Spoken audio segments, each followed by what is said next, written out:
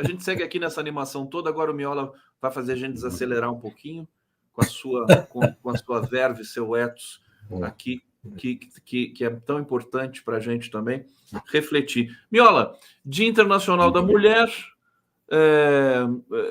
é um dia de denúncia. Como é que é para você? Como é que foram nos últimos anos para você e para as mulheres da sua vida? Fala um pouquinho para a gente.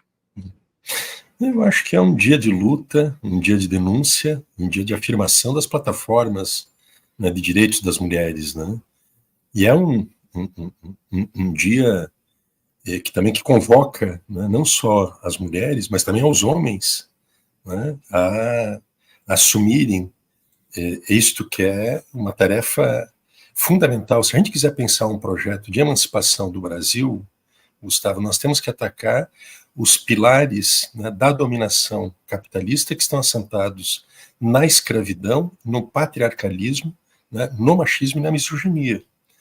Então, nós, homens em particular, né, se nós temos uma compreensão de que não há possibilidade de emancipar o país no sentido da sua modernização democrática, com justiça e com igualdade de oportunidades e direitos, nós temos que, enquanto beneficiários ou privilegiados por esta ordem capitalista, escravocrata e patriarcal, nós temos que fazer opções. Eu tenho, como critério das minhas escolhas, digamos, eleitorais, pelo menos, e outras apostas e dedicações que eu faço a dinâmicas políticas e sociais, tenho sempre optado por me integrar a essas dinâmicas antirracistas e feministas. Exatamente por isso, porque como nós temos um privilégio de gozar de uma condição sempre de postos avançados de poder, de proeminência no mando dos destinos do país, dos negócios e etc., nós que somos minorias sociais, nós temos que tirar o nosso corpo do caminho para que as mulheres, né, e as pessoas negras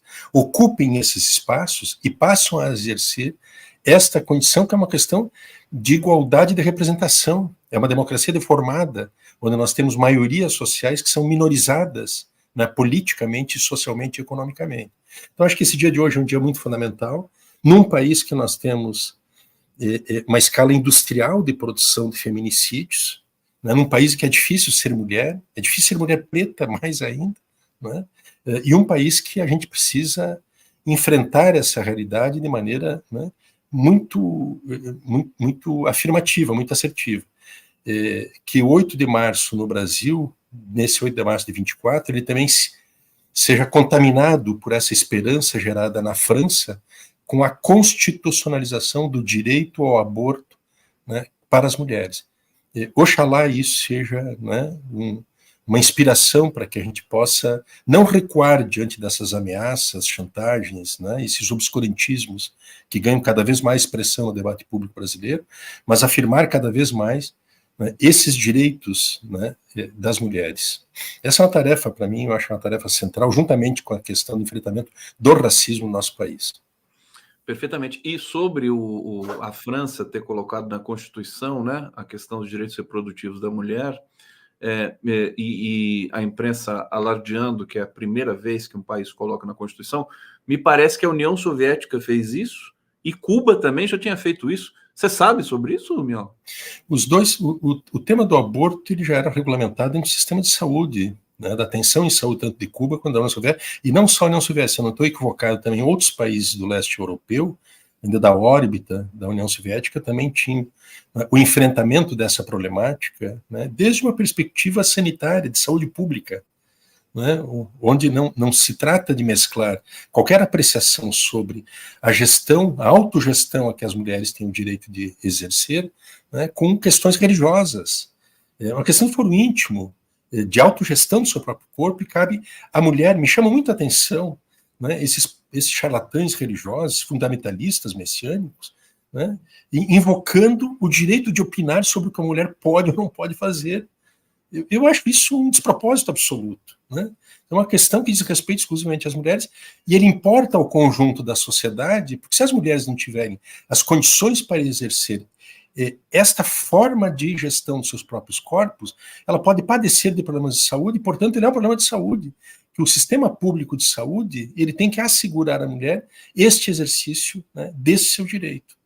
E esse é um princípio que era consagrado, né, nos países do socialismo realmente existente lá atrás, e Cuba até hoje tem, né, tinha pelo menos, né, esse direito à realização da ONU. Não haveria uma restrição ao aborto dentro dos parâmetros da ciência que não coloque em risco a vida da mulher. Né? Então, tudo isso... Ô Miola, duas coisas, aproveitar o seu conhecimento aqui, sempre que tem muito lastro, por tudo que você já fez na sua vida. Como é que a ONU enquadra essa questão? E a outra questão, na verdade, é uma denúncia, porque as mulheres no Brasil, embora o Brasil garanta o direito ao aborto em certas... Né, existe o aborto legal para certas situações, as mulheres são humilhadas. Claro que as mulheres humildes que recorrem ao SUS para fazerem o aborto legal. Quando você tem uma criança estuprada de 13 anos por um bolsonarista decelerado por aí, né? Sofre assédio de pessoas como Damares Alves, que vão para frente do hospital para fazer manifestação, impedir que aquela criança, né, dê à luz a uma outra criança, quer dizer, depois de um estupro de um parente, de um tio, até do pai, às vezes. É uma situação terrível, né? Essa questão da humilhação é terrível. Fala para a gente, Miola. Não, é terrível, dantesco, né? Situações de crianças na fase da infância que são violadas dentro de casa, que é um outro fenômeno, né? E o Brasil tem que tirar o véu disso. E quando, né, sofrem, né, uma gravidez indesejável, desconhecem, inclusive, veja só, uma criança de 12 anos, e aí é impedida, né, por esses fanáticos alucinados. Isso me parece que é nos comunicar com o obscurantismo, né, um período, né, medieval, né, da existência. É inaceitável sob qualquer ângulo. Eu acho, viu, Gustavo, que não é fácil ser mulher e ser preto nesse país, no mundo inteiro, mas especialmente no Brasil, não é nada fácil. Né? Viver para as mulheres é uma operação, né, de sobrevivência. Né? É alvo de toda a sorte, né, de humilhação, de assédio, né, de desrespeito, seja no trabalho, seja no desempenho de funções, seja em casa, com dupla ou tripla jornada de trabalho, né, seja em relação à coisificação do seu corpo, que é um objeto de desejo, né, que o homem passa com seu olhar, o homem passa um verdadeiro escanso sobre o corpo de uma mulher, como se tivesse o direito de escrutinar os corpos de terceiras pessoas, né, como se fosse o objeto de desejo, né, que é realizável, né, e, portanto, se sente autorizado a assediar as mulheres.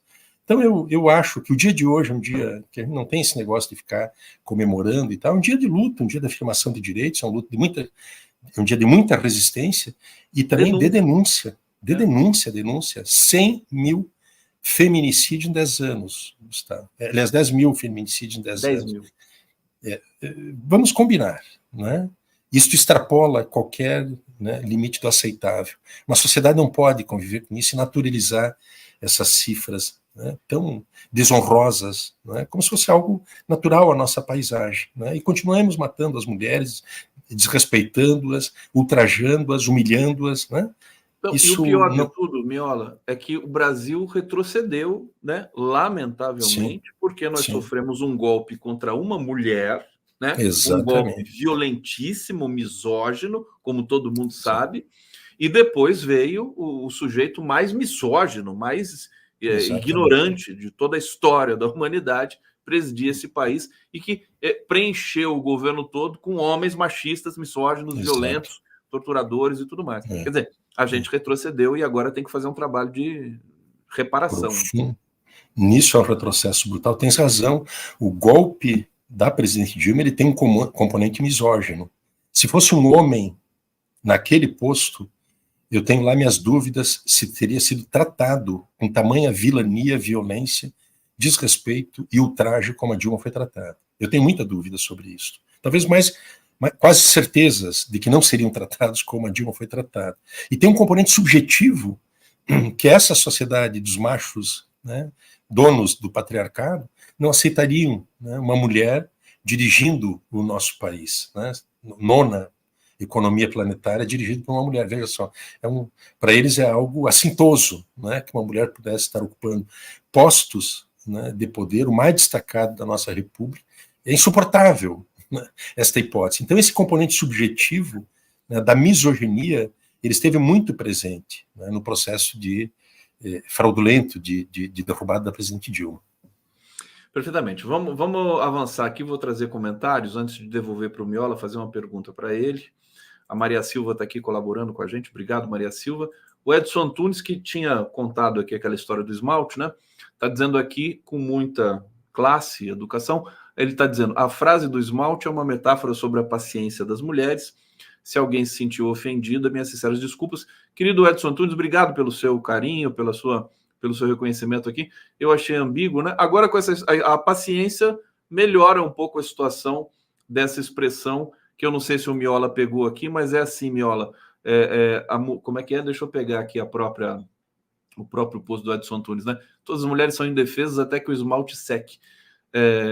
Eu fiz essa cara quando eu li a mensagem aqui, mas parece que é algo que circula entre as mulheres, elas se divertem também, mas, enfim, nós temos que fazer as devidas interpretações.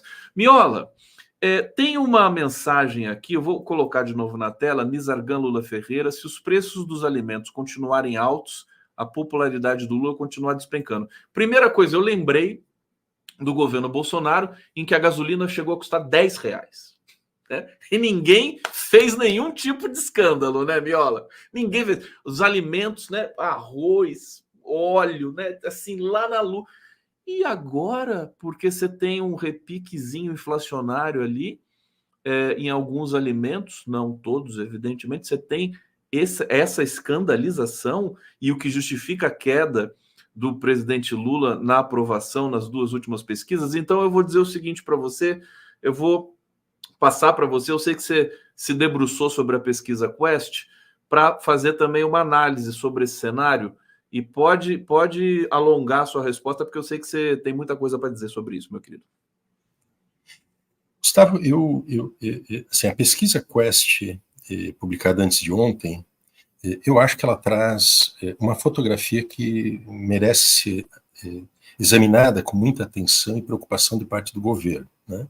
Eu concordo contigo, né, que todas as dificuldades ou eventuais deslizes, né, ou insuficiências do governo do presidente Lula, elas são tratadas de modo superlativo, né, negativamente pela mídia. Eu concordo contigo em relação a isso, né? Eu acho que é uma característica geral de uma falta de uma sensibilidade, de um processo histórico muito complexo e desafiador para o governo, que exige do governo também marchas e coloca o governo diante de marchas e contramarchas e possibilidades e limites, né, muito mais sérios do que tinha anteriormente nas gestões anteriores.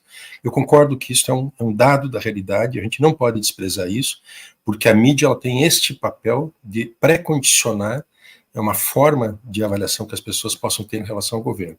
Mas, mais além disso, eu entendo que a pesquisa ela revela uma realidade que tem que ser melhor observado. O primeiro aspecto é o seguinte: observando a série de pesquisas da consultoria Quest, realizadas a partir de fevereiro do ano passado até fevereiro desse ano, nós vamos ver que há uma tendência que vinha se manifestando e que durou de fevereiro, janeiro, da posse do governo até julho, que era uma tendência em que melhoravam as expectativas e a aprovação do governo Lula e reduziam-se, né, os índices de reprovação ou de resistência e de hostilidade ao governo Lula. Isso preservou até julho, e que ele pode ser associado, que tradicionalmente se considerava, né, uma espécie de lua de mel do vencedor com o eleitorado, inclusive com aquele eleitorado que não votou diretamente nele, que fez uma escolha do candidato de oposição. Né? Mesmo assim, era um fenômeno.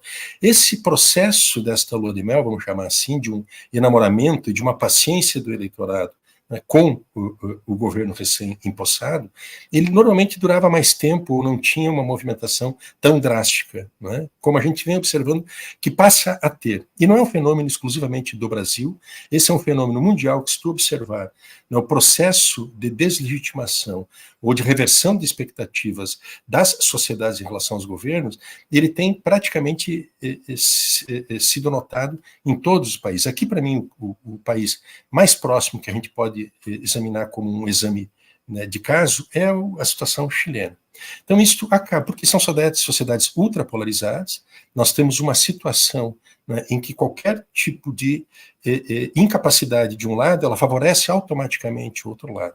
Esse fenômeno de um rápido deslocamento das opções que as pessoas fazem, porque o voto não é uma coisa sociologicamente, digamos, firme, não é? Em que as pessoas fazem uma opção ideológica programada. No Uruguai, que é um país partidista, digamos assim, isso é bem característico. Agora, em países como o Brasil, o voto ele tem essa volatilidade. As pessoas votam de acordo com o seu estado, né, material concreto, imediato, né, e evidentemente que no Brasil tem esse fenômeno das igrejas e da mídia que reforçam o voto oposicionista. Então, se tu observar a partir de agosto em diante, que a tendência da pesquisa é uma tendência que a pesquisa mostra, que há uma inversão disso. Os índices de aprovação do governo Lula, eles começam a cair, e os índices de rejeição do governo Lula, eles começam a aumentar. Essa inversão dessas tendências. E nós culminamos com uma situação em que, em fevereiro de 2014, eu acho que é importante afastar aqui, né, a repercussão relativa que teve a fala do Lula sobre Israel. Porque ela teve um impacto, mas é um impacto que precisa ser encapsulado dentro da sua relevância específica, que é, sobretudo, o público evangélico, e a partir de uma determinada data, que é de 18 de fevereiro. Só que a pesquisa mostra que desde agosto essa tendência vinha se manifestando, de tal maneira que as pessoas têm hoje uma percepção, o Estado fala o tema do combustível, mas quase dobrou a percepção das pessoas que os combustíveis estão com valor maior do que caberia no seu bolso. No caso dos alimentos, a percepção que as pessoas têm, que pese o governo ter diminuído a inflação geral, mas a inflação dos alimentos, a percepção da carestia, né, que o custo de vida, o poder aquisitivo está alto, não causado pelo governo do presidente Lula, mas que vem se acumulando uma condição desfavorável que gera esta percepção, né, presente, mas há a situação das pessoas que pensavam, que diziam que os preços estavam altos, preços dos alimentos estavam altos em agosto, ela dobrou, passou de 37% para 73% agora em fevereiro. Então eu acho que isso tem um impacto, isso está informando, né, um estado de ânimo das pessoas em relação ao governo, né, e as políticas que o governo vem desenvolvendo, e o governo não está conseguindo, na minha opinião, fazer duas coisas. Uma que é aprofundar políticas que se comuniquem com esses setores mais além do seu eleitorado direto, porque o eleitorado direto do presidente Lula ele está preservado na pesquisa, embora ele caiu também. É quem o eleitorado do presidente Lula, o eleitorado petista. Nordestinos, renda até 2 salários mínimos, não é isso? E escolaridade de ensino fundamental. Nesses públicos, nesses segmentos populacionais, embora o presidente Lula ainda e o governo tenham uma aprovação superior, há uma diminuição em relação aos scores que tinham lá atrás. Né? E, por outro lado, o governo não consegue se comunicar, né, através das políticas públicas, com este outro segmento de oposição, que ele não está informado só por questões ideológicas, doutrinárias, de valores. A extrema-direita, esse eleitorado de extrema-direita, ele também é afetado e pode ser disputado dentro de uma perspectiva hegemônica por políticas públicas que se comuniquem com a realidade concreta dessas pessoas, e eu me refiro, sobretudo, né, às pessoas com a faixa de renda entre 2 e 5 salários mínimos, que representam 38% da população brasileira, né, ou do eleitorado brasileiro, e que poderiam ser produzidas políticas, tanto sejam elas políticas de natureza econômica, de melhoria do bem-estar geral, de melhoria dos serviços, de fortalecimento das condições das pessoas diante dos abusos das grandes corporações, uma série de medidas que deveriam ser feitas, que se comuniquem com esse universo, para o governo sair desse empate ideológico. Nós estamos vendo uma situação de empate ideológico, e eu encerro, que é característico dessas sociedades superpolarizadas, né, e a pesquisa Quest, uma pesquisa Quest anterior revelou isso, 90% de quem votou no Lula em 30 de outubro diz que repetiria o voto no Lula,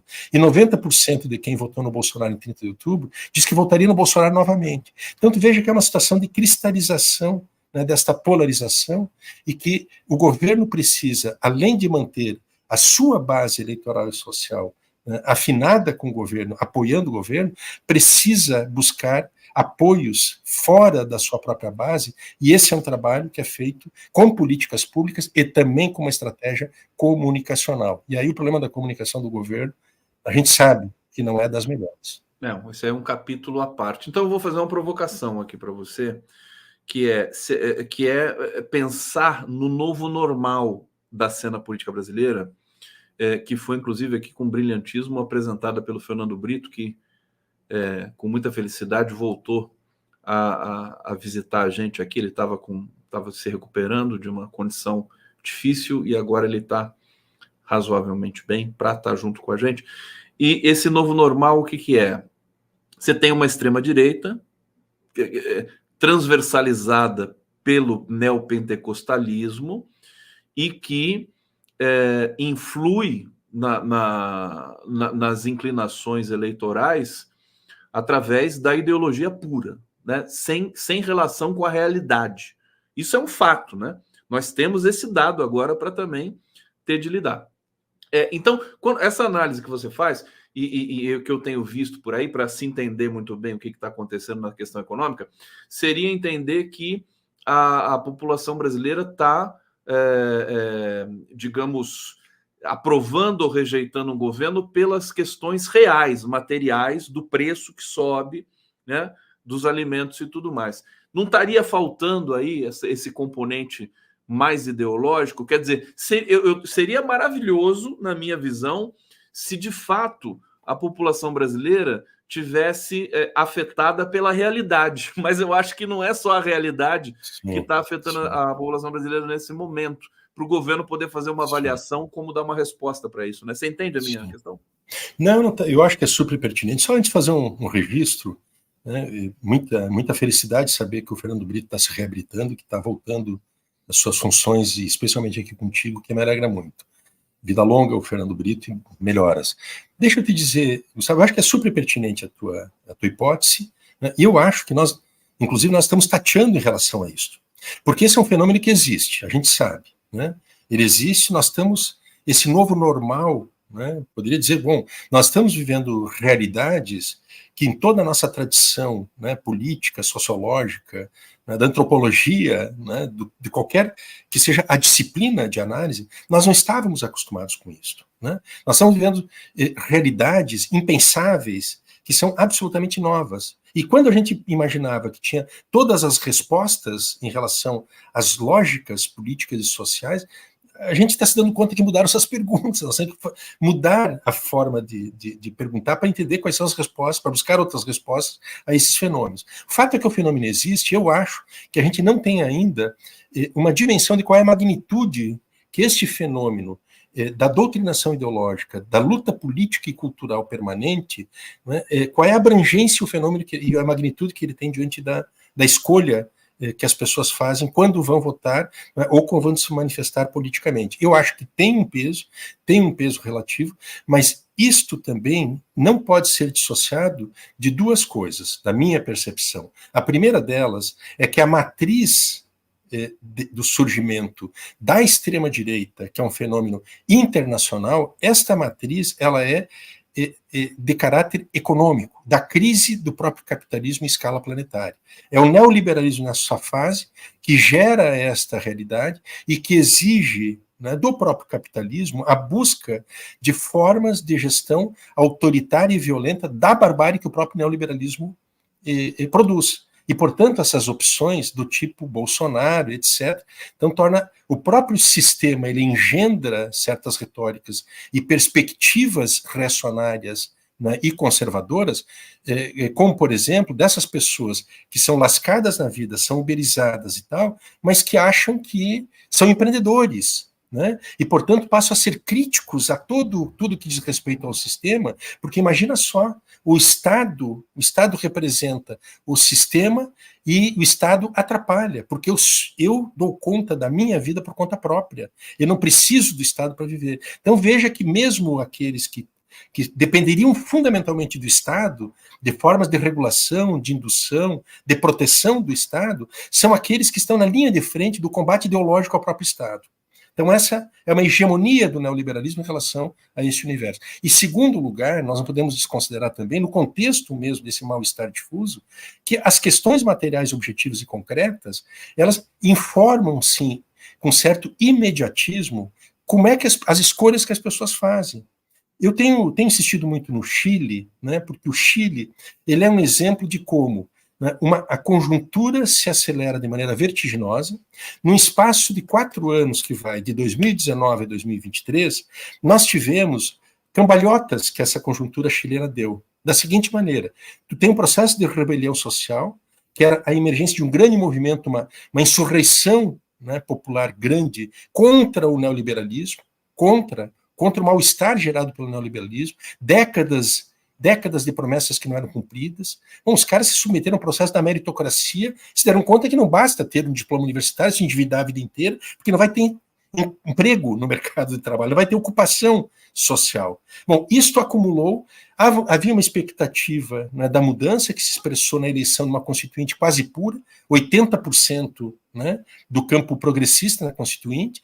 Em seguida, elege um presidente, né, Boric, com uma perspectiva de corresponder àquele sentimento, né, das ruas e da rebelião, e 1 ano depois da eleição do Boric, a coisa, dá uma cambalhota. Por quê? Porque a resposta que o governo Boric deu, ela foi insuficiente, além dos seus erros primários de governo, de uma inexperiência de governo, mas as respostas do ponto de vista da gestão da crise neoliberal no Chile, ela não atendeu aquelas expectativas que estavam em altíssimo patamar, embora produzidas ao longo de décadas dessas falências das políticas neoliberais, mas estavam no altíssimo patamar, e essa desilusão que a não realização das políticas sociais no Chile não foram realizadas, há uma migração do eleitorado para o outro lado. Nós temos uma situação que o governo Boric perde a eleição para a extrema-direita daqui a 2 anos. O ano que vem.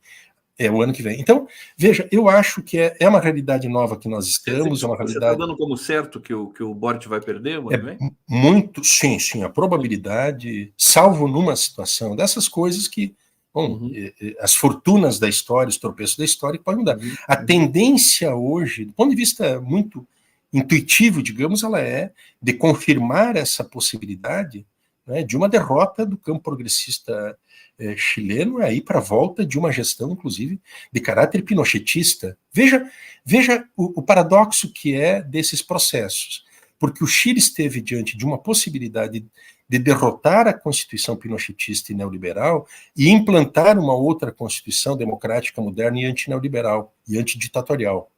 Bom, hoje o Chile fez novembro passado, fez um plebiscito para escolher entre uma Constituição pior do que a Constituição do Pinochet ou a manutenção da Constituição pinochetista, para ver a reviravolta que o assunto deu. E parou no mesmo lugar. Essa paralisia, essa situação de um empate ideológico, um empate, né, político, que gera um impasse social. E onde o governo que não consegue materializar as suas políticas, se comunicar com os anseios das anseios reais das pessoas, cheias de esquerda e de direita, ele perde a capacidade, né, de atrair para o seu campo, para a sustentação do seu projeto de poder, né, esses setores que poderiam, inclusive, ser originalmente contrários ao governo, oposicionistas, mas que podem ser ganhos numa perspectiva hegemônica, né, para apoiar o governo. Esse é um tema, uma tarefa, eu acho que é uma tarefa que mescla tanto políticas públicas acertadas, que resolvam os impasses, os dilemas, necessidades da população, tem que enfrentar grandes fortunas para fazer isso, tem que enfrentar o tema da dívida, uma série de coisas, mas também um projeto, né, de disputa cultural na sociedade e, sobretudo, de comunicação. Falta muita capacidade comunicacional para esses tempos que tu dissesse aqui desse novo normal, né? Ao novo normal corresponde também uma nova estratégia comunicacional. Deveria, claro, pelo menos. Precisa responder. E que eu já desisti de fazer, gritar, chamar atenção, fazer alertas, porque parece que agora o Paulo Pimenta, inclusive, depois desse susto aí, né, absolutamente justificável da queda da aprovação do presidente Lula, do governo, né, porque o Lula é o que sustenta o governo, né? A pesquisa Atlas, Intel, ela mostra que, na verdade, os setores estão mal avaliados. Direitos humanos, combate à pobreza... esses setores estão mal avaliados. O presidente Lula continua um pouco descolado, mas daqui a pouco não vai dar mais para descolar dessa realidade. Contratou Agora, parece que isso, viu, Gustavo? Só observe, porque não é pouca coisa que o governo está fazendo em relação ao combate à miséria. Não é. E mesmo assim, isso, e mesmo. Então é um problema de modulação da política de comunicação. Veja que tem um problema de comunicação que ele é A questão evidente. é a comunicação. O governo está trabalhando muito, mas não está comunicando isso para a população brasileira. Que mudou o parâmetro agora da comunicação também. O PT sempre foi muito bom, você sabe disso, Miola. Na comunicação clássica, tempo de TV, o PT sempre deu show. Isso. Né? A eleição da Dilma em 2010 foi basicamente nessa linha. Eles desmontaram os adversários ali na TV. Mas de lá para cá, muita coisa rolou. Deixa eu só trazer 2 comentários aqui. Eu vou fazer a última pergunta para o Jefferson Miola. A deputada Ediane Maria já está aqui nos bastidores e vai ser sensacional a chegada dela aqui. Daqui a alguns minutos ela vai entrar. Fernando Baia, um programa inteiro com Lília Schwartz, está dando aqui uma sugestão. Beleza, vamos convidar, ver se ela vem aqui. Marilula Segatti. Condê, cheguei, manda um beijo para mim. Um beijo para Marilula Segatti. E a Ellen Cristina Chaves, Milor Fernandes, certíssimo ao dizer que o maior erro é a burrice não doer. Na verdade, Miola, deixa eu aproveitar a sua presença sempre preciosa aqui, importantíssima, cirúrgica, para falar um pouco do que o governo está construindo de relação nesse 2024 com o Congresso, com Lira, com o Pacheco. Nós tivemos aí as comissões definidas e duas dessas comissões causaram uma grande frustração, uma grita na esquerda, com razão, a meu ver, mas a minha questão é para tudo isso mesmo, né? Uma Caroline Detoni na CCJ, quer dizer, os presidentes de comissões, o poder deles é limitado. Eles, na verdade, vão ter de conciliar ali, eles têm uma função para cumprir. Eu acho que pode ser até bom para o governo expor essas figuras. O que você acha? Olha, Gustavo, para a dinâmica do legislativo, essas funções, e especialmente a Comissão de Constituição e Justiça, elas têm um papel-chave central, né? E esses postos que foram ocupados, porque observa, né, o time que tem ali. Tem essa moça, Carolina Detoni, que é uma militarista, armamentista, ultradireitista, provocadora, né, uma ativista de primeira linha do bolsonarismo.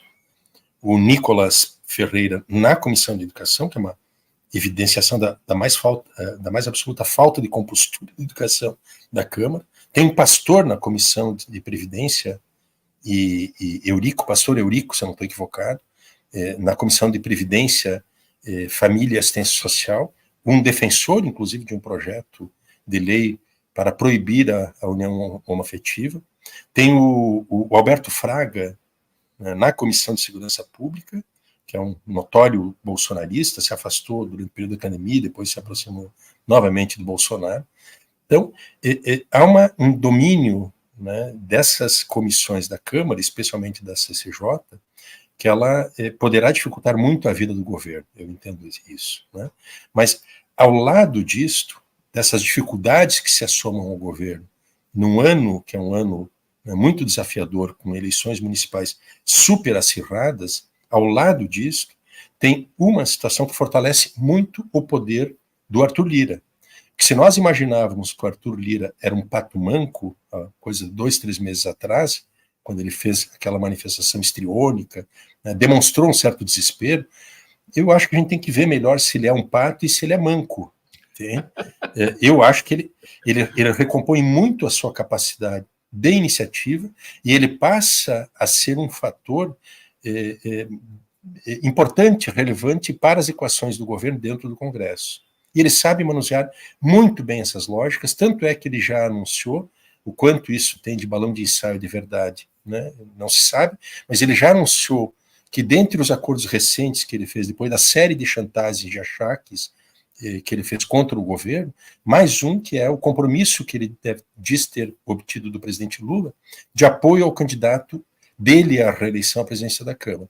Então, acho que essa situação da Câmara, ela é uma situação bem problemática para o governo neste ano, né? Revela dificuldades de grande monta e fortalece muito o poder do Arthur Lira, e o fortalecimento do Arthur Lira não é uma boa notícia para o governo, porque ele sabe exercer com uma maestria superior, inteligência superior, inclusive Eduardo Cunha, né, toda essa forma, né, de achaque, distorção ao governo, né, e de condicionamento das agendas de interesse da direita e da extrema-direita em detrimento dos interesses do governo. Então, eu acho que tem uma situação que nasce aí, neste ano eleitoral, que o governo poderá ficar circunstanciado a ter de fazer cortes orçamentários por conta do arcabouço fiscal e tendo que pagar até 30 de junho as emendas dos deputados para fazer, né, demagogia, né, eleitoral e propostas paroquiais em pleno ano eleitoral. E vamos lembrar que tem muita água para rolar, né? Você tem aí o processo da Tempus Veritatis, tem coisas que vão ser reveladas, e toda vez que algo é revelado, a gente se assusta, porque assim consegue superar a nossa imaginação. Vou pedir para a deputada Ediane Maria abrir a sua tela para eu colocá-la aqui no nosso mosaico já. Olha só, que beleza, que maravilha. Ediane Maria, seja bem-vinda aqui ao 11 News, prazer imenso recebê-la. Vamos fazer a transição aqui, o Jefferson Miola vai nos deixar e você vai continuar aqui. Não deixe, né? Pode abrir o seu microfone para você manifestar aqui uma saudação para a gente e a gente segue em frente aqui. Tudo bom, querida? Obrigado, viu, por vir aqui. Tudo bem. Primeiro, bom dia, né? Um dia de luta, né? De organização de nós mulheres. Isso. Porque eu fui uma criança, gente, que cresci no dia da mulher recebendo flores, sabe? Só coisas boas. Mas o resto do ano era só... Como a gente só fala, porrada. Assim, porrada e bomba. Ou seja, quero agradecer ao Jefferson, estava aqui acompanhando, colocando essa preocupação que a gente tem do Congresso Nacional, a preocupação que a gente tem na questão da mídia mesmo, né, de como divulgar o que a gente está fazendo. E eu sinto, Jefferson, muito isso aqui na Assembleia Legislativa de São Paulo. Né, a gente vê um governador que, para fora, ele dialoga muito bem, ele fala muito bem, ele cresce na rede, mas a gente tem as comissões que eu falo que é brocada, né, que é truncada, que é os deles, né, uma Assembleia que está com sua maioria que é do PL, né, ou seja, sim, totalmente reacionário, né, então a gente chegar vou fazer 1 ano de mandato, né, então chegar naquela casa e a gente vê todas as dificuldades, porque sou aquela mulher, né, fui aquela mulher que sempre recebi na ponta a política pública, a política social, a política trabalhista. Sim. E a gente sente aqui dentro de São Paulo, o estado de São Paulo, na verdade, inclusive teve um caso, né, do PAC, né, que o investimento do governo federal, onde os prefeitos, as prefeituras têm que fazer as indicações, né, de quanto número de moradias precisa para aquela cidade, para combater realmente nessa falta de habitação. E a gente vê que muitos nem sequer fizeram essas indicações, né? Parece que a cidade de São Paulo, parece que algumas cidades está maravilhosamente bem, e a gente sabe da luta que a gente enfrenta, né? Sou do MTST, Movimento de Trabalhadores Sem Teto, é ali que eu começo a minha militância. Então, é isso que a gente sente. Você imagina, eu ser a única mulher negra, né, membro da Comissão de Segurança Pública. Você imagina ter que lidar... Eu falo que eu sou a única vítima ali daquela comissão. É aquela que não pode... Ou seja... Pode falar, desculpa, gente. Desculpa, deixa eu só vou liberar o Miola aqui para a gente seguir em frente. Miola, obrigado, você pegou aqui o privilégio de ouvir. Eu que agradeço, um prazer muito... Não, isso, eu vou continuar acompanhando aqui, do lado de fora. Muito orgulho de ter deputadas, companheiras, camaradas com essa coragem, né, essa vivacidade da luta política, e é isso mesmo. Uma longa trajetória. Eu estava comentando antes, tá, Ediane, que eu acho que tem 2 requerimentos para a gente pensar um projeto emancipatório no nosso país, né? Fundamentalmente, além de outros, naturalmente, um processo de emancipação do país, ele não pode, né, ele é inconcebível sem que a gente supere os pilares da dominação capitalista, que são a escravidão, uma sociedade baseada na escravidão, e o racismo, ele cumpre uma função, né, primordial e funcional a isso, e o segundo componente dessa sociedade, né, patriarcal, onde a exploração, a dominação e a opressão das mulheres, né, a misoginia e o machismo, também são elementos que nós, como homens especialmente, temos que nos colocar, homens brancos, classe média, privilegiar, nós temos que fazer uma renúncia, né, a esses privilégios de ocupação desse espaço de poder nos negócios, na economia, nas universidades, abrir espaço para que outros corpos, sobretudo corpos negros e de mulheres, ocupem e construir esse país que tu fala, que é um país construído não na base de rosas no dia 8 de março, mas na luta, na resistência, na denúncia cotidiana, e o 8 de março é um dia de grande expressão para isso. Um abraço grande para ti, um grande prazer, e vou te acompanhar aqui. Um abraço. Um beijo.